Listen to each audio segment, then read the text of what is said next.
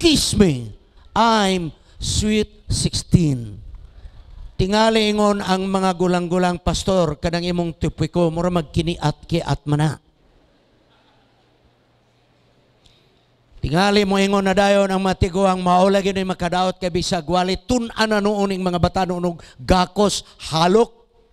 Sa di pa mo muhatag og konklusyon lingkod sa mo, paminaw sa mo kay ato ning tun-an. Atong tun-an kay kini singgit sa mga bata noon. I'm sweet 16, hug me, kiss me. Atong naibaloan, nga kining mga bayong-bayong natong mga anak, usa ka na kong hagit, alang ka natong mga ginikanan.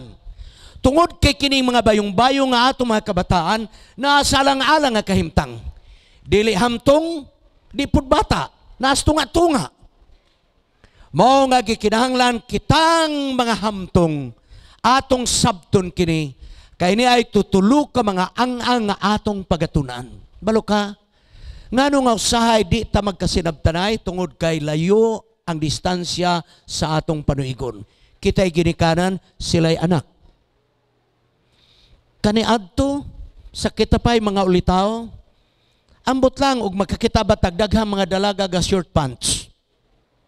Wala. Mabunalan sa apuhan og mag-shorts ang ilang mga apo og mga anak. Wala, malong, patadyong, muna ila. Kaniadto sa barangay, ang baylihan, tag napulo ka Petromax ang ibitay. Kay ang mga lula na askele, dili pa baylihon ang ilang mga apo, kung kulangag Petromax. Karon, butangig suga, wa na mang sayaw. Kay gusto sa mga batanon kanang dulum-dulum. Sulahi ang dagan sa kapanahunan. Kaniadto na kahinomdom ko sa akong apuhan. Ang ako mga iyan nga mga dalaga ngayang mga anak gibalauran. Nahibalokog kinsay nang uyab ninyo ha? Kuy daw nga kamo moagi sa nataran sa mga lalaki nga nangulitaw ninyo. Nakaron kay ang akong iyaan ang agianan gyud namo paingon sa sagubanan. Naamang gyud ang balay ni atong lalaki nangulitaw. Ingon nga akong apuhan, dito mo muagi, dito milayas ilawom sa kalubihan, agi sa agianan sa baboy, mga kaigsunan. Kay di yun pag yun ang iyang anak sinatarans ng ulitaw. Kay matod pa niya, nga naman mo, manulong mo, may magsungag kay manulong mo. Mauna ang plastado sa unang panahon. Pero karon lahi na, mga kaigsunan. Ang ato mga anak, dadon ang iyang uyab diha pamukaon, libre magkaon, mga kaigsunan, basta mamisita. You see? Mao ni ang trend nga di nato masabtan ang dagan sa kapanahunan, no? Oh. Kaniadto mahalukan lang ang anak nga dalaga ipakasal. Karon diha pa sa mga tubangan, babay, muhalok sa lalaki dahil lakaw. Ikaw nga ginikanan wa kaka anan kuy murag kamayo mangitag alho kay bunalan na lang nato ni. Mao ni ang problema nato karon.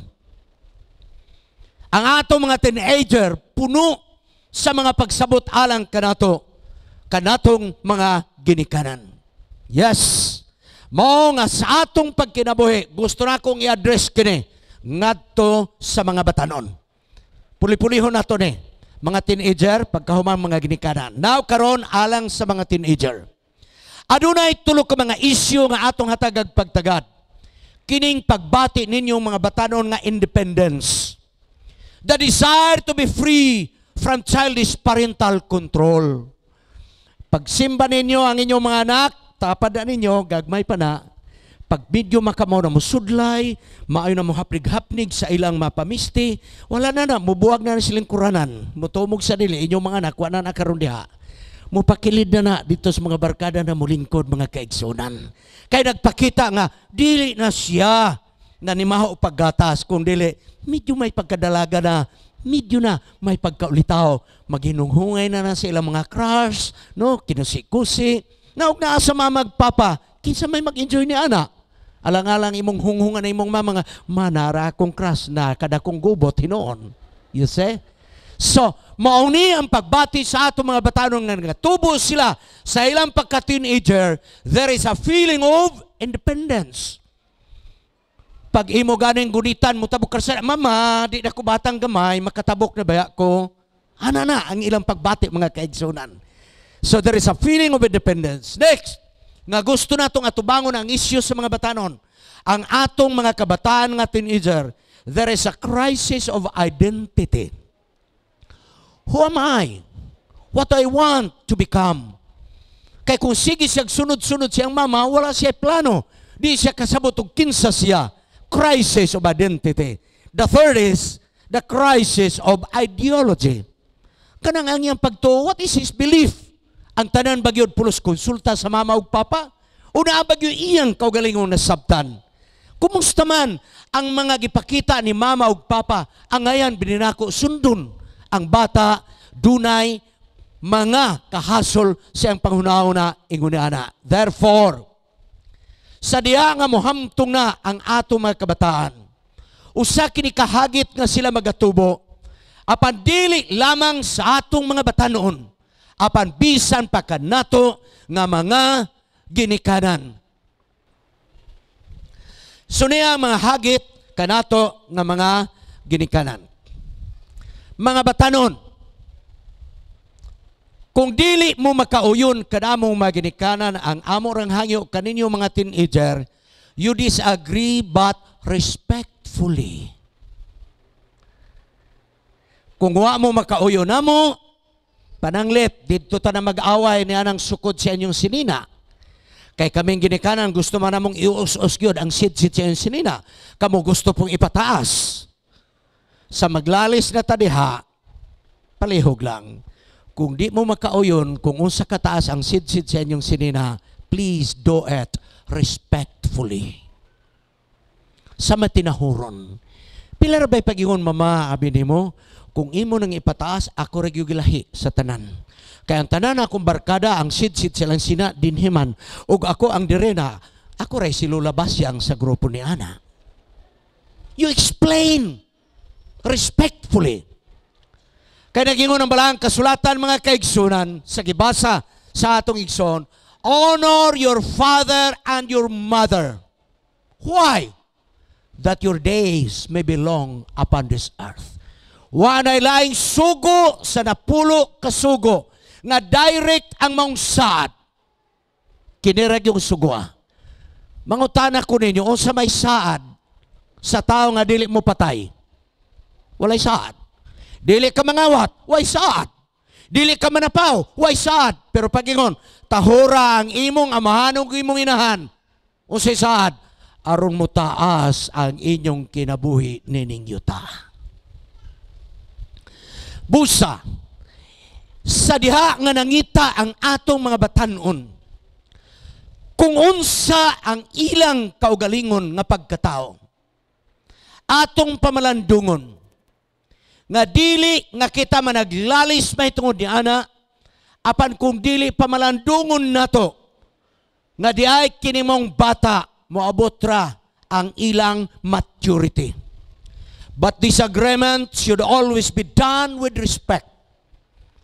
Manangusahay, doon ay kaguliyang sa panimalay tungod kay magsambunot og kumbate, away sa ginikanan, away sa mga kabataan. If you disagree, you disagree, but be respectful in that disagreement. Tip number 2. Ikaduha, nga sugyot alang sa mga batanon. Learn to listen. Kinahanglan, makakaton kamo nga maminaw. Nga naman, ang balang kasulatan na gingon, siya nga may mga igdulungog mamati. Matthew 13:9. Listening is very, very important. Nga naman, I must listen even if I don't agree. Mga teenager ng mga kabataan, bisagwa mo makaangay sa among sinultian, sa among mga tambag, paminaw lang. Just listen, even if you disagree. God created me with 2 ears and 1 tongue. Mao nga ang Dios, usara gyud kadila ang gibutang. Kay kung giduha ang dila igsoon mo samot natang di na gyud ta magkasinabot. Usara kadila ang gilalang sa Dios, kay gusto sa Dios nga tagsa lang ta mosulti, duha ang dalunggan kay gusto sa Dios nga kanunay tang maminaw kaniya. Busa, Sunod nga sugyot, ikatulo, alang sa atong mga anak, please, mga batanon, benefit from parents' experience. Kung unsa ang naagian sa mga ginikanan, kinahanglan, mupo-po mo ug maayong pamaagi. Kung nakita ninyong ginikanan, nga silang kaminyo nagkalisod-lisod, kay nagminyo sila nga wa pa makahumag-eskwela, nan ayaw balikan experience sa inyong ginikanan. Hinauton ta matagam mong mga anak kami nakaako ma, di nagyud ko gustong musunod sa inyong naagyan, mo tiwas gyud ko eskwela aron di ko makaagi sa inyong naagyan. Benefit the experience sa inyong mga ginikanan. Kung unsang maayo nga mga kasinitang ginikanan, nga sila nagtuman usab sa tambag silang ginikanan, mo hinungdan nga malipayon ug malinaw ang ilang pagpuyo, then inyong anihon ang kasinatian sa inyong mga ginikanan. Marang kasulatan nagingon, incline your ear to wisdom and apply your heart to understanding. Nga atong igdulong ug atong ikiling ug atong hatagag pagtagad ang mga butang nga salabtunon. Experience niya, mga anak, lahi-lahi tag kasinatian. Tingali ka mo nga mga anak, taas mo kahibalo. Labaw kay sa inyong ginikanan. Nangatao na mo sa mga computer, kaming ginikanan, di gani ka mo may manuslo ka ng computer. Magkangaangami. So, dili buti pasabot, nga dili na kamo muhatag og pagtagad, tungod kay kamo taas nagkaalam. No. But in experiences of life, my parent knows more than me. Kung sa kaalam og degree, taas mo kaalam, apan sa kasinatian sa kinabuhi, mga kaigsuunan, mas taas gyud mig kasinatian. May nailhan ako nga panimalay. Ginikanan simple kaayog na abtan, wa kani kahumag elementary. Apan nagnegosyo, nidako ang negosyo, nidako gyud ang negosyo. Nagpa-eskwela anak. Pagpa-eskwela anak, nigraduar sa komersyo, na CPA pagyod. Busaingon ang mga ginikanan anak. Ikaw na po'y puli pag dumalag negosyo kay ikaw go'y CPA. Gidala sa anak, sultian ta mo. Mas na bankrupt na noon ang negosyo nga ang CPA mo ay nagdala mga kaigsunan. You see? Dili ta magsalig tungod kay ang diploma nato wala sa atong tatay ug nanay. As far as life's experience is concerned, mas taas og kasinatian ang atong ginikanan. Kasinatian sa gugma, bitirano ta, mga ginikanan. Ang atong anak mo pa'y pagsugod, busa, mas taas kita og ikatambag alang kanila. A wise youth can benefit from parents' experience. Yes. Karon moadto na ta sa mga ginikanan. Kay mga ginikanan kita na pud karon. Now let us deal with principles with parents. Kita mga ginikanan unsa poy ato. Okay? Number 1, alang sa mga ginikanan. Set the right example. Pagpakita sa maayong panig-ingnan. Mao na ang prinsipyo sa mga ginikanan. Nga naman, teach by what you say and what you do. Tudloy ang mga bata kung unsay imong gisulti o unsay imong ginabuhat. Kaya malang kasulatan na gimong kanato mga kaigsunan. You shall teach them diligently to your children and shall talk to them when you sit in your house, when you walk by the way, when you lie down, when you rise up.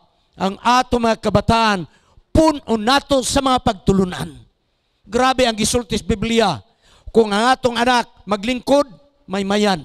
Kung mutindog, may mayan. Kung mulakaw, may mayan. Ug muabot, may mayan. Ug muhigda, may mayan. Abi ninyo, kung iliteral nato, wala na nabilin nga atong anak ng layas na tanan, mga kaigsunan. Apan ang buot, ipasabot sa Dios kanato mao, nga ang pagtudlo nato sa atong mga anak, walay pagkapuol. Dili mo bati ang ginikanan nga moingon, aw ka mo, gahay mamugulo, bahala na mo. Basta kay ako katungdanan sa pagkaginikanan, ako nang nabuhat, bahala na mo da. No!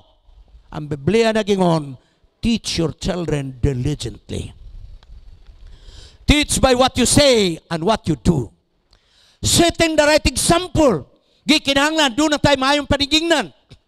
Kung dili ta gusto nga atong anak nguyop-yop ug marihuana, nan ayaw pagpanigarilyo.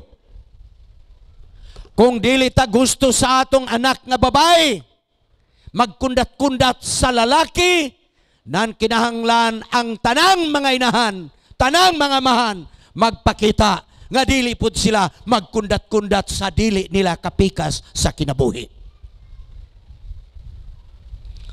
Pag makahibalo ang atong anak nga doon natay sideline, muingon ang anak, okay ra po di ay. Set the right example. Next, kung gusto nato ng atong anak, dili madala sa mga barkada, nan ikaw nga ginikanan, ayaw pagpadala sa mga barkada ni mo sa trabaho, nga mapugos ka, muguba sa prinsipyo sa mayong panglawas, nga ikaw mo apil sa bisyo sa katarungan nga, di manggod malikayan, kay kining barkada manggod. Ay, pastor, di yun malikayan, makainom-inom kita kay, kita ko'y barangay captain. Adi ay, basta day barangay captain, makainom nagsyuktong. Mauday na. Set the right example, mga kaigsunan. Ikaduha nga prinsipyo kanatong mga ginikanan. Facilitate independence. Hinay-hinaya nga ang imong anak hataga nimo og independensya. Naay mga ginikanan nga sobra ra gyud ang proteksyon sa ilang anak. Ang ubang mga anak nangaligid nagdula, ang iyang anak kanunay gigunitan kay mahadlok mapangos mga kaigsunan. So nagdako na, di gyud makabuhis kamot mga kaigsunan. Ang ubang mga anak nangatkat nagbayabas, ang iyang anak tigsalo ra gyud kay puspusan man gyud mukatkat mga kaigsunan.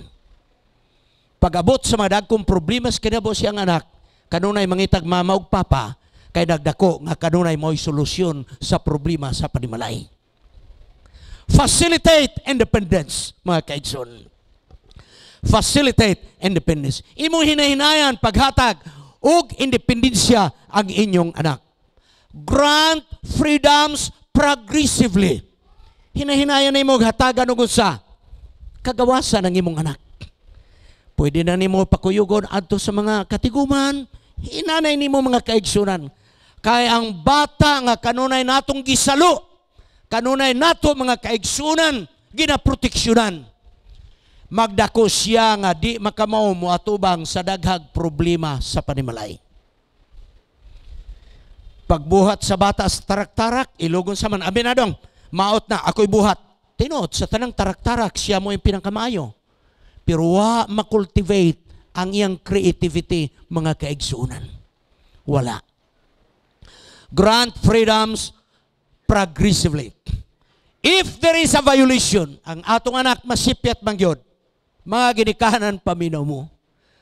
Kining atong mga batanon nga mga bayong-bayong Sweet 16, muna'y sentro sa daghang mga pagsulay sa kinabuhi. For the reason nga confuse siya, dili siya bata, di pud hamtong mga kaigsunan. Pag dunay mga kalapasan ngayong nabot sa atong panimalay, please do not withdraw your support. Just be at the side of your child. Usay may mga ginikanan pag makasala ang ilang mga anak, tingali unsa nga sala, tingali babae, na disgrasya, wala ko'y anak. Sayo nagkapa, pati birth certificate, i-deny pagyod, mga kaigsunan, nga wala na anak. No. Pagdunay mga katalagman nga naigan sa atong mga kabataan, there is no other person that will support gawas kanimo nga ginikanan. Therefore, do not withdraw your support sa atong mga kabataan. Just adjust yourself. Gani, you provide opportunities for decision making. Mga ginikanan, dili sa tanang panahon nga kamo ang mag-decide sa inyong anak. Tudluin ninyong mga anak nga sila mo decide. Kita manggod sobra ra kaayo ba? Sige, mulakaw naman ka, kini mo idada, kini mo idada, kini ayaw dada, kini dada, kini ayaw dada. Kita pa'y mag-decide o say dadon. Ang bata pod, gatindog lang o say dadon. O sige, ako'y magbuot, unom kabuk panty, duha kabuk brief. Kita pa'y magbuotanan mga kaigsunan. No! Help your children to make decision. Kung mo konsulta ang inyong anak, naanay lagi nanguyab na ako, unsa man ako ng sugton, that's a very good sign. Nga doon ay communication ang ginikanag anak. Ayaw na ginayaw, dili. Mga Emanuel, sa may tanaw, buutan ang tao. Bisag di pa kamuuyon, pauyon-uyon ay gamay, ayaw na igsuplaha. Kaya di na ginamong sumbong nimo sa sunod mga kaigsunan. Nakadawat lagi ko love letter, Nya, unsa man anak, unsa man na. Lagi dugay na bigyan na nanguyab na ako, di ay. Nya, unsa may mong plano, lugar, manguyab na di ka karon. Dili man pero unsa man na, buutan nga bata. Mangkuti-kuti ka, murag interesado ka siyang affair. Rather than, kundat-kundat ka, di na kakabalik ka eskwelahan, di na lang ka. Wala na ang bata, di na namutugan sa sunod mga kaigsunan. Give opportunity for your children to make decision. Naapoy ba nato mga kaigsunan, kita mo decide. Away-away ka rin mag-uyab, bulagi na! Uy, unsa man, ikaw na higugma? Unsa? Naay mga ginikan, ako na, bulagi na, unsa man na pangitaglain. Never do that. Don't decide for your children. Help them to make their own decision. Anak, unsa man gyud imong uyab, mura akong gikwenta-kwenta imong kalipay o kagulanan. Murag 20% ra gyud ang imong kalipay, 80 ang imong kagulanan. Sa imong plano na mo padayong pagkaana, ayaw pag-decide og bulag. Pamata lang siya sa iyang mga panghuna-una, mga kaigsunan. Beyond the rules, discuss the issues. Kung nakakay balaod sa imong panimalay, nakakay gidili, nakakay gitugot, you discuss the issues. Nga naman. Dili kay pulos, dili. Kung dili, i-explain nga nung imong gidili. Mauna ang punto sa atong panimalay. Kinahanglan atong i-discuss ang maong issue sa atong panimalay. Okay, principle number 3, alang sa mga ginikanan, communicate wisely. Mo komunikar gyud ta sa ato mga kabataan sa inantigo ug maalamon nga pamaagi mga kaigsunan. Ang atong anak, bisag ato ng anak, nagkinahanglan gyapon na og diplomasiya nga approach mga kaigsunan. Nagkinahanglan gyapon ang manggialamon nga maong mga pakigsugilanon kanila. Everyone should be quick to listen, slow to speak, slow to become angry. Therefore, sa atong pakigistorya sa mga kabataan, never be oppressive, but be diplomatic sa atong pakigsugilanon sa atong mga anak. What is the right attitude? Amahan o inahan o anak mga kaigsunan. Although you are my child, mao na ang gingon sa inahan, I will listen to you. I may disagree with you, but I will respect you. Although I am older than you, I can learn from you. Mao ni magsugilanon ang inahan o ang amahan o ang anak. Anaw na, anak. Bisan tuod og anak kanako, maminaw ko nimo. Bisan tuod tingali ko kaangay, ato nang iskutan. Kay bisan og ako gulang kay kanimo, na ako'y makatunan nga maayong butang gikan kanimo. Pero imo rin, ayan na lang tana, wahi ka sa duyan, ako'y nakasabot og unsay kinabuhi. Maminaw ka. Awa na mga kaigsunan. Gap na dayon ang maong communication. The right attitude is you listen to your children. Mula ang kasulatan bisan pa si Ginoong mga kaigsunan is a good communicator. Naghatag siya sugilanon pagingon sa mga tao, kinsa man ang akong silingan. Pagingon sa Ginoo, higugma ang imong silingan sama sa imong kaugalingon. Nangutan ang mga tao, kinsa nga akong silingan. Mihatag ang Ginoo on the proper communication about the Good Samaritan. We need to be effective speaker. What is effective speaking? Instead of making a statement, ask a question. It's better to ask it than to tell it. Inay nga imong ginon dili. Mas mayo nga ikaw mga utana, anak.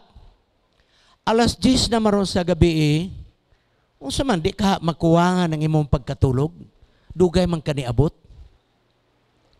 Instead nga imong hatagan dayon og unsa ang imong reklamo, then you must ask question. That's an effective communication. Principle number 4, alang ka nato mga ginikanan. This is very important. Give unconditional love to your children. Ihatag ang gugma nga walay kondisyon ngadto sa imong mga kabataan. Kay balang kasulatan na gaingon kanato, and now abide faith, hope, love, these three, but the greatest of these is love. Ang gugma mo'y pinakadako nga nagabugkos sa atong panimalay, mga kaigsunan. The most important need of a child from infant to adolescent is the assurance of being loved. Mga ginikanan, ang labing dako nga panginahanglan sa atong anak, gikan sa pagkatao, hangtod nga sila na hamtong na, mao nga sila nakapaniguro, nga sila gihigugma sa ilang mga ginikanan. Mao gini ang handom sa mga kabataan, mga kaigsunan. Some parents love on condition. Ang uban nga mga ginikanan, mahigugma nga dunay mga kondisyon.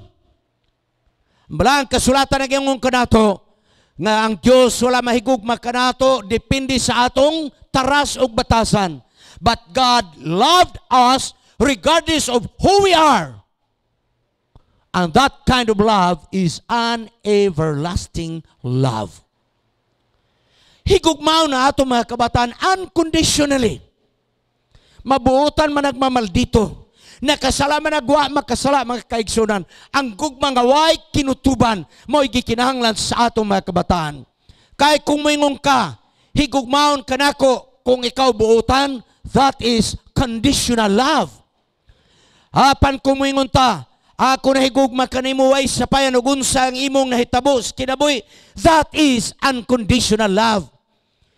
Kung moingon kita, wa ako makangay sa imong gibuhat, apan gihigugma ko gihapon ka, bisan sa taliwala sa imong mga sayop, that is unconditional love. Ang singgit sa mga bayong-bayong natong mga anak, the teenager, hug me, kiss me. In other words, it is not a sexual hugging. It is not a sexual kissing, but it is your love which is unconditional. Manghinaot ko nga ang tanang mga ginikanan gapanghalog o gahalok sa ilang anak, mga kaigsunan. I don't know. Panagtuo ko nga doon yung mga anak nga hangtod karon wa pa gyud mahaluki, mga kaigsunan. Nahalukan tingali na sila atong gikugos pa. Pero pagkadalagita na, wa na gyud na sila mahaluki, wa na gyud sila magaksi. Last night naniid ba ko? You know, when you are a lecturer, di man kahimantayon pero maniid lang ba? Kagabi naniid ko. Dire ko sa anteroom. Sawa pa mo kanta tong nag-awit kagabi anak ni Mr. and Mrs. Mendez. Si Mrs. Mendez ni Saka gyud. Tingali wa siya kamatikod nga nagbantay ko. Unya sa dayo naglakaw siya ang bata nga mo kanta, iyag yun ang gigakos gihalukan. Iko may, what a message. What a message. Ikaw nga anak nga gihalukan o gigakos, pag adto nimo sa publiko, doon na kay dako nga confidence, mga kaigsunan. Pero imong anak mo kanta, imo pang day, sigurado ka mo kanta, day, murag kaihion ba yagyod ko? Ayo ba yagyod, ha? Awan, di na magkadimao. Pero mo suportar ka sa imong anak. Nakita na akong inahan iyang gigakos iyang anak, gihalukan ang anak na nitindog, mga kaigsunan, with full confidence. Pero imong adton anak, agoy yabag-yabag ra ba imong tingog, day, ang atong apelyido maulawan ta. You see? That's very devastating. Kissing to your child is a support. Hugging your child is a sign of our love, mga kaigsunan. Mao nga kitang ginikanan, og di nato halog-halogo ng atong anak, mangita na ubang tao mo halog nila, mga kaigsunan. Love me as God loves you, mga kaigsunan. Ako abi nimo, nag-school ako taga baryo mangyud ko. Ang akong tanaw na mo mga teachers, halos di gani kumututok, mga kaigsunan, magduko ra gyud ko. Grade 6 ko ni atong panahon, sa ato pa dako-dako na. Ingon na ako, maestro, sige, mamutol tagkawayan kay atong ikural. So nangadto mi sa uma, mga kaigsoon, damig sundang. Along the way, diha sa pathway, paingon na nga to sa umang kay mamutol mig kawayan. For the first time in my life, istorya mis maestro, giagbayan ko sa akong maestro mga kaigsunan. Abi ninyo ang akong tiil muragwa magdapat sa yuta mga kaigsunan. Sa kalipay na ako ngang maestro, niagbay na ako. Grabe gyud na ako ka-proud. Tanaw-tanaw ko sa akong mga kaubanan nga maagbay ang ako igsong. Grabe gyud akong garbuha nga giagbayan ko sa akong maestro. And I would like to tell you, di gyud anak ko malimtan nga ako naagbayan sa akong maestro mga kaigsunan. Ang pagbati sa ato mga kabataan is a cry for love. Gani, na isugilanong nagihulagway sa atong Ginoo aron masabta nato mga ginikanan unsay gikinahanglan sa atong mga anak, labi na nga mga anak nga nakahatag og suliran sa atong panimalay. Naghatag og sugilanon si Ginisos, sugilanon sa usa ka batanon nga di mahamutang. Usa ka bata kini nga hilabihan niya kasangguin mga kaigsunan. Dili ganahan mo puyog balay. Busa kini nga sugilano nagahulagway sa anak ug nagahulagway usab sa ginikanan nga puno sa pagpailob ang maong ginikanan. Kini nga sugilanon adunay duha ka katarungan nga gihatag. Una, gipakita giunsa sa Dios paghatag sa iyang gugma nga walay kinutuban. Ikaduha, gipakita usab unsa ang taras sa ginikanan kung ang ilang anak magkaproblema sa ilang pagkinabuhi. Kini nga sugilanon mga kaigsunan gihatag ni Hesus sa sinulat ni San Lucas nga nagingon, may usa ka panimalay nga may duha ka mga anak nga lalaki. Og ang kamanghuran midul ngadto sa iyang amahan ug nagingon, amahan ko, ihatag kanako ang akong bahin. Kahit kining maong batanon mga kaigsunan sugilanon, alang kaniya ang panimalay bilangguan, alang kaniya ang panimalay ang amahan hilabihan ka istrikto, alang kaniya ang iyang ginikanan hilabihan ka demanding. Therefore, this young man was crying for freedom. Busa kay siya gusto man nga mahimong gawas nun, gikuha niya ang iyang bahin ug unya mga kaigsunan. Kining singgit sa mong batanon nga nagreklamo, nganong daghang balaod ang panimalay is the same cry of the world today. The world is crying why God has so many rules, mga kaigsunan. Yes, sa diha mga kaigsunan, nga wa na magtagad ang maong anak sa iyang ginikanan. Ang anak nga batanon, milayas gikan sa ilang dapit. Ug milugsong pengon ngadto sa unahan. Busa sa iyang pagkinabuhi, nagakainanay siya pagkakaunlod. The first move that he did was a rebellion from his parents. Mialsa siya batok sa iyang ginikanan. Milayas siya. Og sa iyang paglayas, miadto siya sa layo nga dapit. In a far country. The Bible said that the prodigal son went to the far country because the far country signifies far from your God. The far country signifies far from your parents. The far country signifies that you are far from your church. Milayas ang maong batanon. Ug unya ang tanan nga kinabuhi iyang giagian. Migasto siya og daghang salapi tungod kay siya daghang magsalapi sa pagsugod. Gisulayan niya ang tanang mga nightclub na iyang magian. Tanang mga kalingawan sa kinabuhi. Nagpasundayag siya sa pagkinabuhi nga walay makapugong kaniya. Iyang gigasto ang salapi sa iyang kalipay. Apan isiya nagkakainanay pagkaunlod. Iyang gilumsan ang iyang kinabuhi. Pinaagi sa mga mahalon nga mga ilimnon. Iyang gilumsan ang iyang kinabuhi. Pinagi sa mga mahalon nga mga pagpanigarilyo.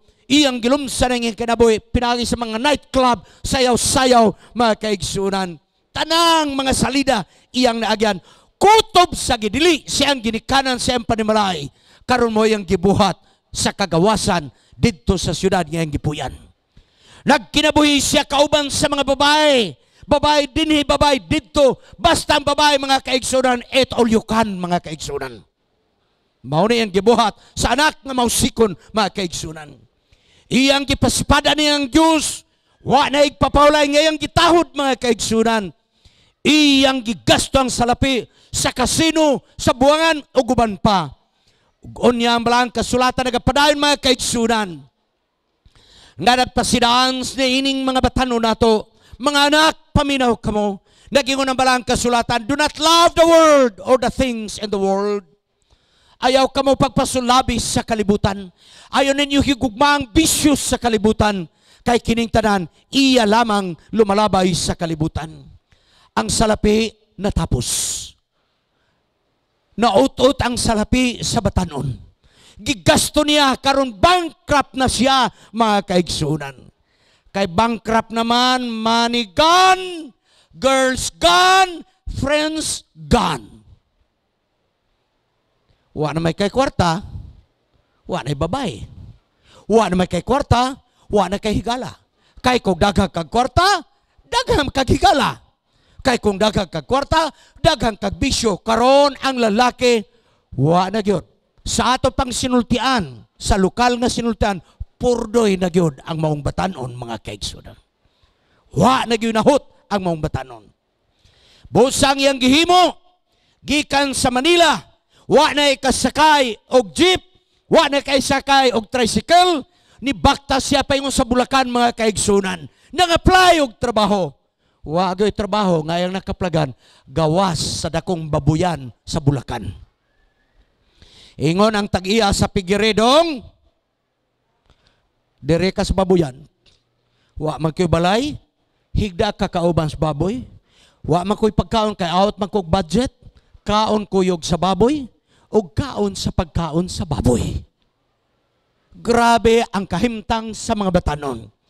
Apan taliwala sa nagyan sa mga batanon, ginindutan ko sa maong sinulat, mga kaigsunan. Realization came to this young man. Ang balang kasulatan nagingon, and when he came to himself, daw dili lami ang English, mas labi ang siya, ug sa naulian na siya. Wow! Ug sa naulian na siya. Sa may kwarta pa, wa pa mauli. Sa naapas sa nightclub, wa pa mauli. Apan sa wanay kwarta, sa nagkauna kauban sa baboy, naghigda kauban sa baboy, nanimahon ang murag baboy. Ang balang kasulatan na gingon, ug sa naulian na siya. Naulian na. Busa ang mga batanon sa diyang naulian, na malandong siya, mga kaigsunan. From realization, mga kaigsunan, to vision. Ingon niya, pagkaalkansin ako, ang akong ginikanan, grabe kadaghang pagkaon. Bisang gani ang among katabang sa panmalay, di gani mo kanin pagkaon sa baboy. Pagkaon